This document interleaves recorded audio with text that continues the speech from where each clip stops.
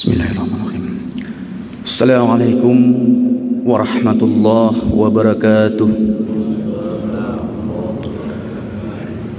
Alhamdulillahi rabbil alamin. Wassalatu wassalamu ala asyrafil anbiya'i wal mursalin wa ala alihi wa sahbihi ajma'in. Asyhadu an la ilaha illallah wahdahu la syarika lah wa asyhadu anna Muhammadan abduhu wa rasuluh la nabiyya ba'dah. Allahumma salli wa sallim ala sayyidina Muhammadin wa ala alihi wa sahbihi wa barik wa sallim. Inna Allaha wa malaikatahu yusalluna 'alan nabi. Ya ayyuhallazina amanu sallu alaihi wa sallimu taslima. Alhamdulillah, puji syukur kita panjatkan kehadirat Allah Subhanahu wa taala hingga pada pagi yang berbahagia ini kita masih diberikan kesehatan, kesempatan oleh Allah Subhanahu wa taala, dan nikmat kesehatan itu merupakan yang sangat luar biasa Allah berikan kepada kita, yaitu diberikan keringanan langkah kita menuju rumah Allah Subhanahu wa taala untuk melaksanakan salat subuh berjamaah. Salawat juga beriring salam sama-sama kita haturkan kepakuan mahkota surga Nabi besar Muhammad sallallahu alaihi wasallam yang telah membawa kita umat manusia ini dari alam peradaban yang tidak berakhlak kepada alam yang penuh dengan akhlakul karimah seperti yang kita rasakan hingga pada saat ini. Yang kami muliakan Tengku Imam dan pengurus Masjid Rohamah Takengon Kabupaten Aceh Tengah, yang kami muliakan Bapak Rektor YIN Takengon, Bapak Kakan Kemenak, Bapak Ketua Dewan Masjid Takengon,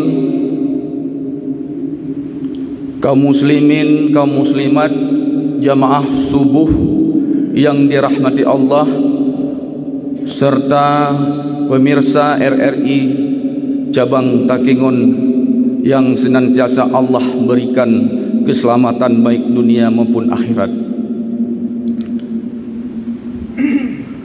Pada kesempatan yang berbahagia ini, saya mewakili Bapak Kapolres Aceh Tengah akan menyampaikan beberapa hal dan persoalan yang nantinya akan dapat menghantarkan kita kepada ketertiban hidup bermasyarakat, tentunya yang kita harapkan adalah di Kabupaten Aceh Tengah ini. Kaum muslimin, kaum muslimat, jamaah subuh yang dirahmati oleh Allah Subhanahu wa taala, ada beberapa persoalan yang perlu kita sampaikan pada subuh yang berbahagia ini. Tentunya ini merupakan suatu realita ataupun kejadian-kejadian yang harus kita ketahui dan harus sama-sama kita untuk mencegahnya. Ada 3 persoalan pada pagi ini yang perlu kami sampaikan. Yang pertama tentang pemberitaan hoak ataupun informasi palsu. Kenapa saya menyampaikan masalah informasi palsu? Beberapa kasus yang terjadi di Kabupaten Aceh Tengah terkait masalah penipuan, di mana masyarakat kita ini tertipu dengan suatu berita dengan menjanjikan suatu hadiah ataupun yang lainnya, yang akhirnya membawa dampak kerugian bagi masyarakat tersebut. Saya contohkan seperti misalnya Anda mendapat hadiah dari BSI cabang Takingon misalnya, itu biasanya masuk baik di telepon maupun lewat via WA. Nah, apabila ada berita tersebut, biasanya kita senang dan tidak menyampaikan kepada orang lain yang mungkin lebih paham, sehingga yang bersangkutan diarahkan untuk menelpon suatu nomor HP yang nantinya akan diarahkan. Nah, pada saat itu yang bersangkutan itu tidak bisa mengelak. Ada yang diarahkan ke ATM, ada yang diarahkan untuk transfer sejumlah uang untuk pengurusan administrasi dan sebagainya. Jadi pada saat sudah melakukan itu, baru timbulnya penyesalan, HP tersebut tidak bisa digunakan lagi. Sehingga karena masyarakat tersebut atau yang bersangkutan merasa sudah dirugikan, akhirnya melapor ke pihak kepolisian untuk ditindaklanjuti karena penipuan elektronik.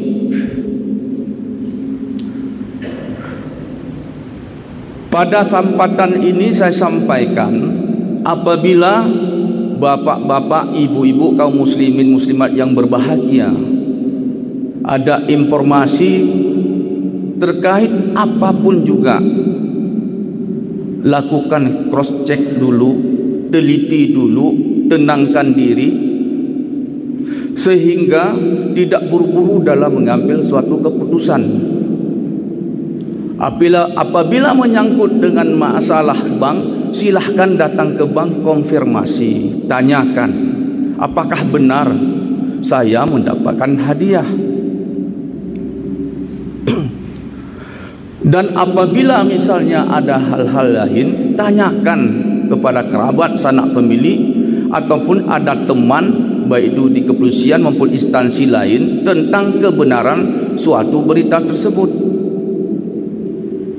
sehingga kita tidak menjadi korban terhadap penipuan kejahatan elektronik. Nah, ini realita yang terjadi. Jadi kepada masyarakat Kabupaten Aceh Tengah, sesudah pulangnya dari sini, silahkan nanti disampaikan kepada masyarakatnya, sahabatnya, saudara-saudaranya. Itu yang pertama. Kemudian yang kedua, masalah kenakalan remaja. Masalah kenakalan remaja ini akan berdampak juga kepada gangguan kamtipmas.